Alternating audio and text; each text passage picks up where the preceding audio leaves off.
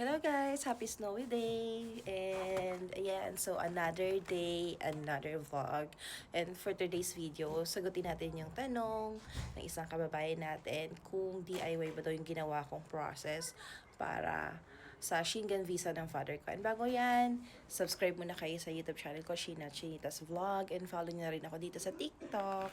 So, ayan, pakita ko niyo muna sa inyo guys. Ayan. So, makapalang snow. Ayan, so snowy day, 'di ba? And ayan, so ang tanong nga kung DIY. And yes, DIY po yung ginawa kong process sa Schengen visa ng father ko. Ibig sabihin nun, ako lang yung mismo nag-apply. Well, nung na-reject yung application ng father ko, unang-una is nag-isip ako, idaan ko na lang kaya sa agency, and may nag-advise din naman sa akin na idaan na nga lang daw sa agency kasi para hindi 100% sure pero usually na-approve nga kapag ka nasa agency.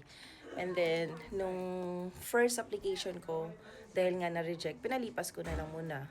And then last year, ayan, nag-reapply ulit ako and na-reject siya. Pero kasalanan ko rin talaga. Kasi hindi ko sinunod yung instinct ko. Ayan. But anyway, dahil nga palaba na ate mo, risk taker.